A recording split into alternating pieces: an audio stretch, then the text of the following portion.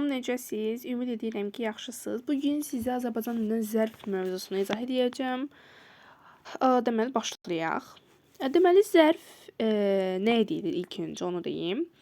Zərf hərəkəti mütəccəddini izah edən nitq hissəsidir. Bunu onsuz da azdan çoxdan bilirsiniz. Zərf feilə aid olur və onun tərzini, zamanını, miqdarını, yerini, tərzini, bunları bildirir. Məsələn, yaxşı danışır.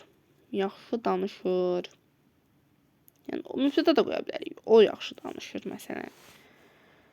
Sonra, deməli, zərflərin sualları vardır. Yəni, bütün nitq olduğu kimi, əsas nitq olduğu kimi, onların da sualları var. Məsələn, necə, nə cür, hansı, neçə, nə zaman, haçan, nə vaxt, hara, nə qədər suallarına birinə cavab verir də, düzdür? Zərflər həm təsriflənən, həm də təsriflənməyən feillər ola bilir. Təsriflənməyən feillər birinci feil sifət məsdər feil isə feili bağlamadır da, düzdür? Məsələn, deyir ki, rəngin nə işim? Deyir ki, mən, deyir, indi getməliyəm, düzdür?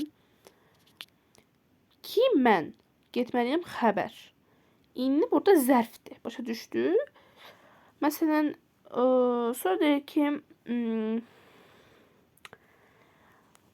o dünən gəlirdi. O mübtəda, gəlirdi xəbər, dünən də zərfdir. Sonra təsriflənən feillərə dair ola bilər. Məsələn, dəfələrlə, cəsarətlə danışan, asta-asta gələndə, dəfələrlə demək, asta-asta gələndə, cəsarətlə danışan. Bunlar, yəni bu birləşmələrdə zərf təsriflənməyən feillərə aid olur. Sonra, zərfin quruluşçu növləri vardır. Zərfin quruluşçu növü vardır, bilirsiniz. Sadə zərf və mürəkkəb zərflərdə, düzdür? Sadə zərflərə bir kökdən ibarət olur. Və şəkilçisi olmur, yəni leksik şəkilçisi olmur. Məsələn, dünən, indi, hələ, yenə, sonra, tez, daim, sırağa gün, inişil, içəri, alt, ora, bura, bayır, sonra qabaq, dərhal, bunlardır. Düzəltmə zərfləri isə hansılar? Düzəltmə zərflər kök və leksik şəkildən ibarət olur. Və onların da, yəni, onun özünə məxsus şəkilçiləri var və bunu şəkilçiləri bilmək mövcud, yəni, önəmlidir.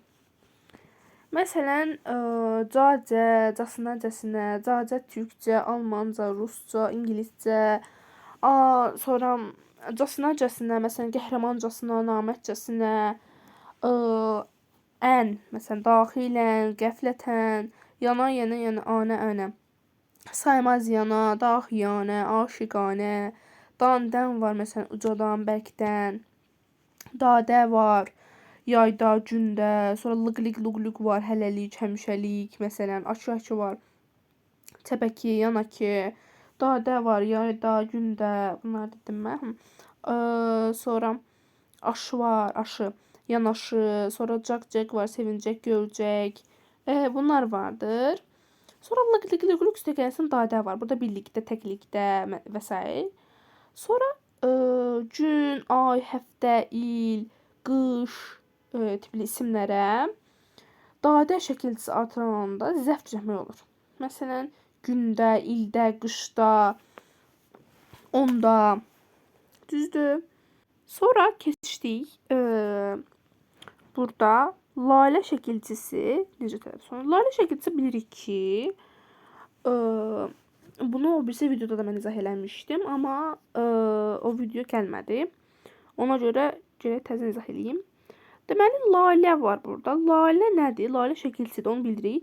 Bunu nən kimi belə tələffüz olunur. Məsələn, harda?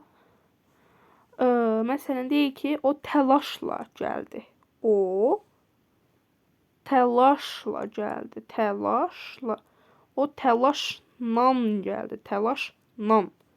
gəldi.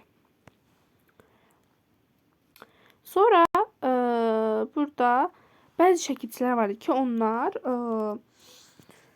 yəni zərfin düzəltmə zərflərin şəkil şeyləri vardır ki, məsələn, onlar vurğu qəbul eləmir. Məsələn, onun hansılardır? Lalə, casına, cacə, ən. Bunlar vardır ki, vurğu qəbul eləmir. Məsələn, sonra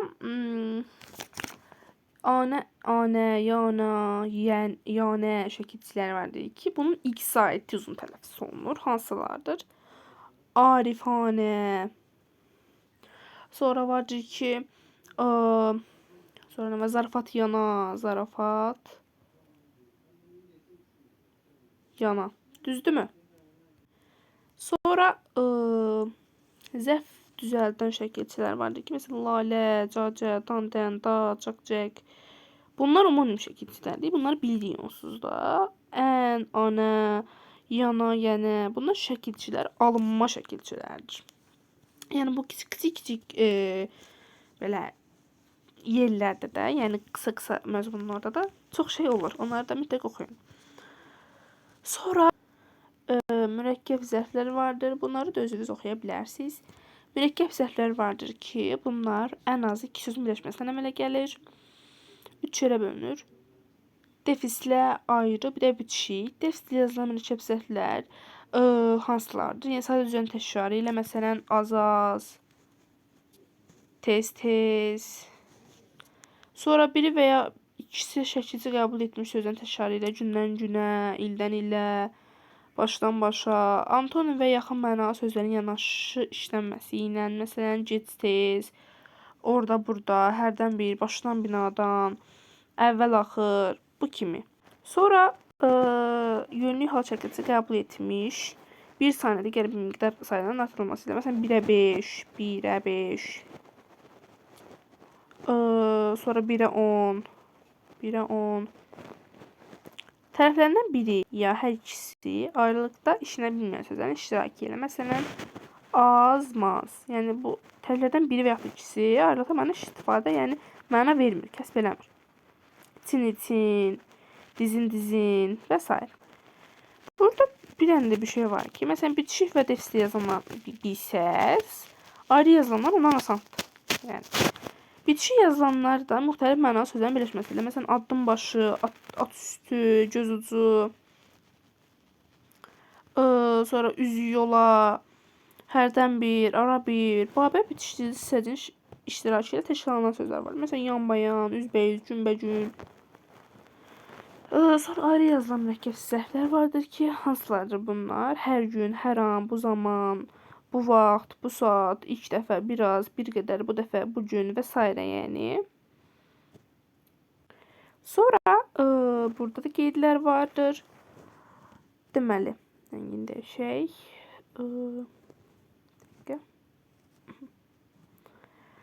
növbənöv, rəngbərəng, rəngarəng, cürbəcür kimi zərf deyil. Bunlar sifət hesab olunur. Məsələn, deyir ki, dükanda rəngbərəng şalvarlar vardır. Və yaxud da deyir ki, mənim növbənöv ayaqqabılarım vardır. Sonra AX bitişdiriciləri ilə yaranan mürəkkəb sözü vardır ki, onlar isimdir, yəni zərf deyil. Məsələn, qaçaqaç, qaçaqaç. Sonra gəl ha gəl, vur ha vur. Bunlar vardır ki, bunlar isimdir. Və dostlar, bu izahın sonuna gəldik. Gələcək izahımız zərfin mənaca növləri olacaq. Ümid edirəm ki, başa düşdünüz. Sağ olun, salamat qalın, özünüzə yaxşı baxın.